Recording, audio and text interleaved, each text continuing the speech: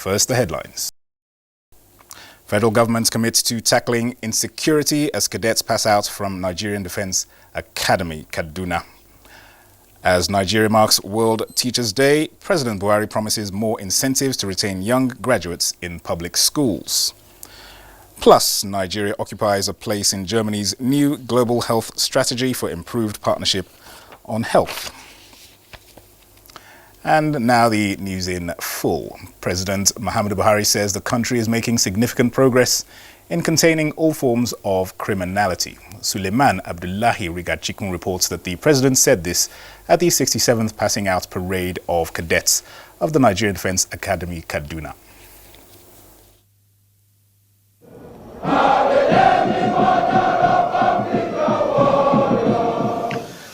Battalion Senior Officer Owarwe Tunde, the overall winner, and 172 cadets of the 66th Regular Coast Army, 90 Nigerian Navy cadets and 88 Nigerian Air Force cadets for the 67 Regular Coast, as well as 272 cadets of 45 Short Service Coast in a practical display of proficiency, dexterity and resolve to key into the presidential drive for a secured and prosperous country.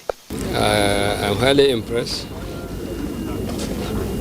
Very well rehearsed parade, very competent and lively cadets, whom I'm sure will be useful to us in the battlefield in Northeast and other operational areas. While acknowledging Nigerian Defense Academy's transformation both in military and academic excellence, President Muhammadu Buhari in his message expressed confidence in the ability of the commissioned cadets to add value to national security. Commander-in-Chief has directed them to really wake up and meet the challenges of the service. Second Lieutenant Owarwe Tunde and colleagues will be deployed to various formations for national service and as future leaders in the Nigerian military. In Kaduna, I am Suleiman Abdullahi Rigachikun, NTA News. In the meantime, the Nigerian Air Force sustained onslaught against remnants of Islamic State of West Africa province ISWAP terrorists in the northeast of the country has yielded significant results with the destruction of another ISWAP hideout and neutralization of several of their fighters at Kirta Wulgo on the fringes of Lake Chad in Borno State. A statement released by the Director of Public Relations and Information, Nigerian Air Force Air Commodore Ibikunle Daramala says the airstrike was conducted by the Air Task Force of Operation Lafia Dole on Friday, 4th of October 2019. After persistent intelligence, surveillance and reconnaissance missions revealed that the settlement was being used as a staging area from where the terrorists launched attacks against own troops' positions. Overhead the target area, scores of ISWAP fighters were observed attempting to flee upon sighting the attack platforms. The aircraft took turns in engaging the location, scoring accurate hits which led to the destruction of some structures, as well as the killing of several terrorists. The NAF, operating in concert with service forces, will sustain its efforts to completely destroy all remnants of the terrorists in the northeast. In other news, the extraordinary Federal Executive Council meeting originally scheduled to hold on Saturday has been shifted to Monday, October 7th, 2019 by 12 noon.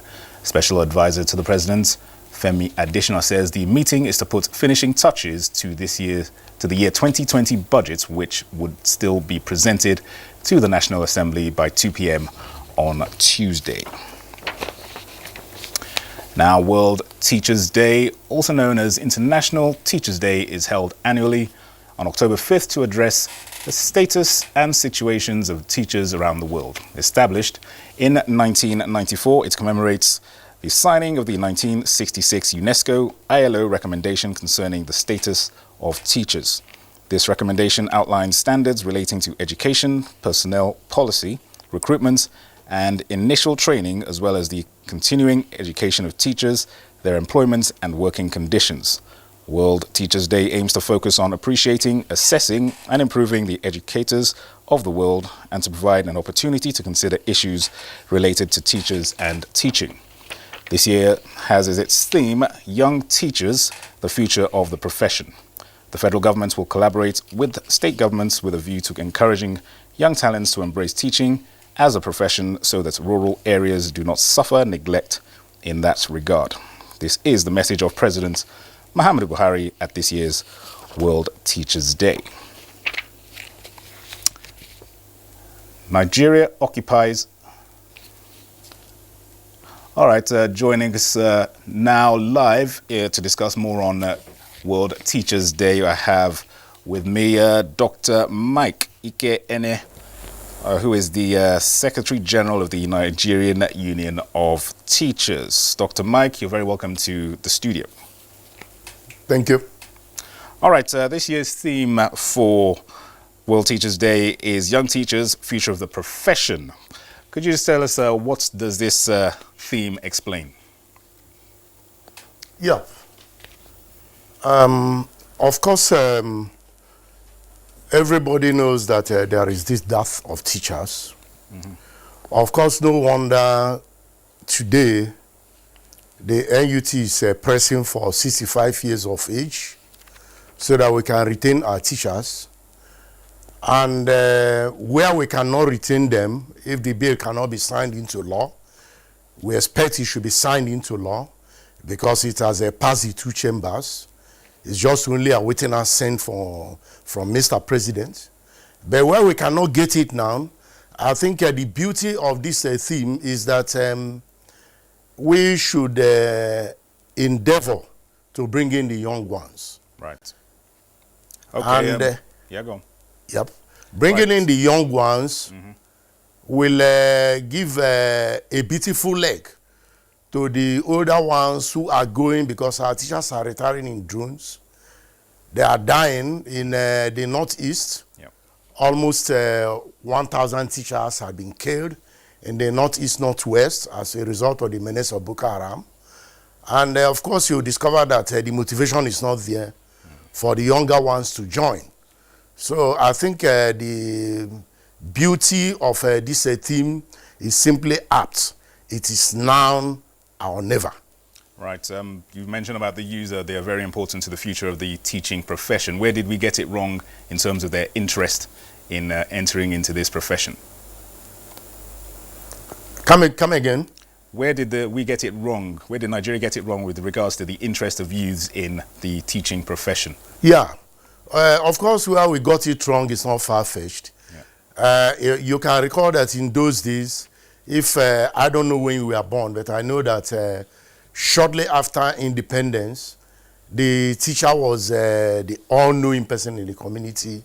He was the teacher, he was the counselor, he was the only educator, he was the reader of all readers, he was the catechist. Everybody rallied around him. His profession was noble, and the respect was there. Every parent wanted the child to pass through a teacher. Of course, somebody like me passed through a teacher for so many years because my parents wanted me to be like that teacher who was a role model in the community. And as a result, that was how the teacher kept growing. That was how the teacher kept getting it right until the willingness was no longer there. You now discover that today, teachers are old for so many months. The promotion doesn't come. Salaries, when it comes at the beck and call of politicians, and they have bastardized the profession by bringing in all manner of people, quacks, those who sell banana, who sell granules at the roadside. A politician, because he feels that his constituency allowance, picks up an appointment paper and gives it to one quackery, and he goes into his school and begins to mess up the education industry. And as a result, when you discover that you know more than the person who is going to teach you, the respect will no longer be there. But that doesn't mean that the real teachers are no longer there. The real teachers are there. But there have been a lot of other factors, like the willingness is no longer there. The initiative, the commitment, the motivation are not there. But then let us thank Mr. President Muhammadu Buhari for coming all the way along now to say, yes, let us look at this thing for a second time, where he thinks that the teachers could be motivated, because everything is not money. You'll find out that where we sit and teach, we sit under looking roofs, we sit on the floor, There are virtually no table or chairs for the teacher. Even the homes where the teacher come to, from the place where they come is better than the place where they sit. Of course, anywhere you walk should be environmental friendly. All these things are where we got it wrong. Okay, what should be done to encourage the youth to develop interest in this profession? Yes, the opposite of what I have said. First and foremost, I want to thank the body that is now regulating the teachers, called Teachers Registration Council, TROCN, who is now preparing what you call a teacher's progression career. That career is talking of, if you say that teaching is a profession, we should be entering like other professionals, where a nurse enters on a particular grade level, the doctor, the lawyer, and other professions, the engineers. So be it. If a teacher now graduates in any educational institution and he gets a job, the teacher should go one grade level ahead of the others. And of course, this idea of reducing the JAMB score to the limited level for people to go and read education is not a way out. We keep criticizing it. NUT is against it. If you go to Finland, you go to Malaysia, you go to France, in fact, the teacher is the only person allowed to sit down in the court. When a teacher comes in the courtroom, he sits down, others stand up. When you get to these places in Japan, you find out that those are the top echelon. Those who have 5 alphas and above are those who are taken to read education. Absolutely. These are the things we can be looking at so that we can bring up this standard for the younger ones to keep emulating. And of course, this idea of after, the Bible says a worker is worthy of his hire. When you hire a worker, please pay that worker. For the mere fact that governors or education stakeholders feel that when they pay salary, people should clap for them. Of course, let them understand that there is what we call give and take. When you offer something, there is an acceptance, and it goes with much responsibility. Absolutely. One of the responsibilities is to pay salaries. When the salaries don't come, of course, it dampens the spirit of productivity. So when some of these things are done, you will find out that people will now get back to the olden days when the profession becomes noble, when people can now want to come into the profession. All right, Dr. Mike, just finally, what role should stakeholders play? Not just Mr. President, this is not something that should just be on his shoulders, but all stakeholders, the parents, the teachers, to galvanize interest in this profession, to take it forward in the country. Thank you. What did he say? Can you step up your voice, please? Your final thoughts on what stakeholders should do to promote interest in this profession. You said that Mr. President has done laudable initiatives to galvanize interest in this profession, but obviously it is not just for Mr. President alone. So what should all other stakeholders, parents and teachers do to promote interest in this teaching profession? Yes. Now, let me use this opportunity to thank some of the governments, because education remains on the concurrent list. When you come to the federal, some of them are doing well. You go to states, some are doing very well. Like today, we honor the 3 governors who are education friendly. And if you get to local governments, there are people who are equally doing well. In the same vein, there are multinational companies, like let me single out the Nigerian breweries, of course, who every year for over 5 years now spend hundreds of millions on teachers at various levels. Of course, they are now the area they are stuck now is at the secondary school level. They have not gone down to primary school level, where a teacher is motivated with 5 million naira, with all sorts of award. The other person goes with millions of naira, the other person goes. And of course, you find out that about 12, 13, 15 states, a teacher will go away with about 750,000 with a lot of other gadgets to motivate you for a better teaching. Now you find out that talking about parents, yes, parents have a role. A situation where a parent goes out in the morning, comes back. If I have a story where a child called the father uncle when the father came back on a particular weekend. The father lives in Lagos, goes out 4 a.m., comes back about between 11 and 12. And of course, this child has no opportunity of knowing the father other than through a picture. So on a particular day, the father came in and knocked for the door to be opened. The child ran in and told the mother, please open the door, there's an uncle who has visited.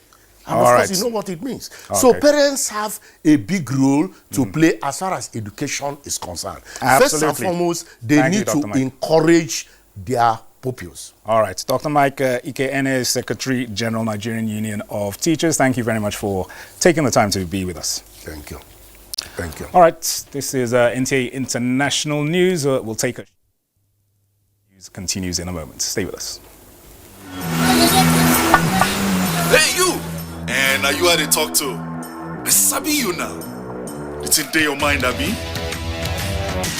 The person with them go help us.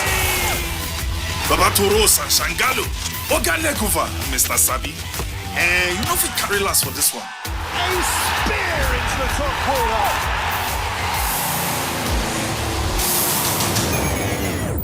We Sabi say Peking go crawl before in waka. So don't look, no help anybody. No dolly, no. So go for it.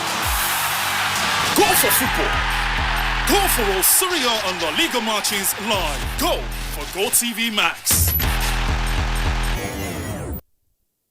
Welcome back. Now to health matters. Nigeria occupies a place in Germany's new global health strategy scheduled to be adopted by the end of 2019. Health Minister of Germany, Jens Spahn, on a visit to Nigeria, met with his counterpart, Dr. Osagie Ehanire, where he outlined polio eradication and strengthening of health security as part of its intervention in the Nigerian health sector. Health correspondent Rabi Abdallah has the report.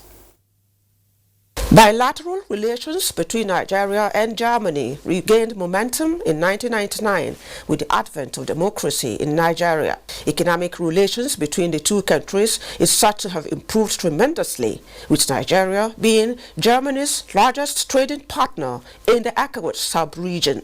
During the past decade, Germany is said to have taken on a leadership role in global health, and Nigeria is a beneficiary of what Germany has to offer in the current space. Rising from the meeting held behind closed doors, the German health minister, Jens Spahn, and his host speak. There are already 5 hospitals in the country here and that are supported by our Ministry for Economic Development, so that you can have a train-the-trainer concept, that you can have a cooperation between the hospitals, and that is something we want to deepen and to promote in fighting diseases, especially infectious diseases. Our Centers for Disease Control, our German Robert Koch Institute, already many areas where we have a strong and good cooperation, and we will go on and deepen it. I just mentioned to them the area of patient transportation, e-health, mobile health, enhancing the health system of Nigeria and patient and service delivery. Nigerians, no doubt, look forward to the outcomes that the partnership will bring. In Abuja, Rabi Abdallah, NTA News. Now, do you know that a Nigerian woman has a 1 in 22 lifetime risk of dying during pregnancy, childbirth, or unsafe abortion? This is against 1 in 4,900 lifetime risk in other developing countries. Basi Ita-Ipan reports on a stakeholders meeting on reducing maternal mortality rate in the country with focus on family planning. Nigeria is said to be the most populous country in Africa, and it is at the verge of becoming the 3rd in the world. The report further shows that Nigeria has not improved on its family planning program in the last 10 years, leading to significant high maternal and infant mortality rates. To fill this gap, stakeholders at this forum are deliberating on the current situation of universal health coverage, implication of poor family planning policies to health and development, as well as family planning funding commitments for the attainment of 2020 targets in Nigeria. No matter what the government does to improve economic prosperity, if we do not reduce the growth rate of our population, it will come to nothing. So if you can get people away from getting pregnant unintentionally, then you certainly reduce maternal mortality. The high rate of maternal mortality in Nigeria was blamed on religious and cultural impediments. Culture, yes, it plays a role. That's, I can say, it is even blending into the religion. That is the root cause of some of the religious misconceptions. Categorically, Islam is not against the child spacing of a woman. And you know that if women even go behind their families to go and have family planning, because if they tell at home that I want to go and have family planning, they might have problem from home. A woman can only be pregnant for 9 months, and a man can have multiple pregnancies from different women. So a lot of the advocacy should also be targeted towards the male population. While acknowledging the fact that there could be no meaningful developments when the population of the country is not controlled, participants advocated political commitments to ensure that no woman dies in the course of childbirth. Basi Taikman, NTA News. In other news, uncompleted buildings are increasingly becoming a common feature of property development in Nigeria. One group, the Nigerian Institute of Quantity Surveyors, is making a bold statement that this negative situation can be reversed. But just how can this be? Onengiye Fineface seeks answers. A major feature of Nigeria's development is in the real estate sector. Buildings are being constructed regularly for private and public use.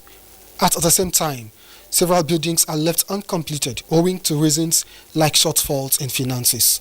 A project is a whole process. You start from the beginning to the end on paper. So if you do that and you make sure that the resources to achieve it are there, then you should be able to have it on time. Quantity surveyors in Nigeria are of the opinion that the failure to fully utilize their expertise contributes to this preponderance of uncompleted buildings. Quantity surveyors, we know all the different forms of undertaking projects, but unfortunately we don't get involved. They don't involve us in many projects, especially big infrastructure projects. As a proof, the Nigerian Institute of Quantity Surveyors constructed its headquarters complex in 17 months, an illustration of how to build the right way. Because this is a perfect example of what project management is, to deliver a project within time, within specification, with the right specification, and within the budget. Our members will have access to information here. Our members will have opportunity to interface directly with the headquarters of the Nigerian Institute of Quantity Surveyors. The project stands on a 1,780 square meters space and commenced in November 2017. In Abuja, Onengiye Fineface, NTA News. Now, President Buhari's visit to South Africa has been described as highly productive and successful. President Buhari was in South Africa for talks with his counterpart Cyril Ramaphosa after violent attacks on foreign nationals, including Nigerians, threatened to rupture the cordial and brotherly relationship between the two countries. Against the backdrop of this mission, Senior Special Assistant to the President on Media and Publicity, Garba Shehu, in a statement, revealed that major highlights include an agreement that the two countries will lead the Binational Commission (BNC) at the level of heads of state, which was the first ever by Nigeria for the first time. In the very historic relations that bind the two countries, this visit sought to and successfully establish an equation between the leaders, and the statement adds that the meeting took place when some countries in the sub-region recalled their ambassadors and threatened to cut ties with South Africa following the xenophobic attacks. Nigeria under President Buhari chose to act wisely by not taking rash action. There were many doubts in quarters of the continent if the South African state understood early enough the magnitude of the consequences of attacks on their own nation and Africa as a whole. So for President Buhari, the approach was one of engagement to assist the governments and people of that country to overcome their problem, which by now had become our own and Africa's challenge. President Buhari set the right tone by sending a special envoy to sensitize the South African leadership on the concerns of Nigeria and of the continent, as well as the implication of the attacks. And that concludes NTA International News at this time. Many thanks for watching. I am Dennis Adigunlui.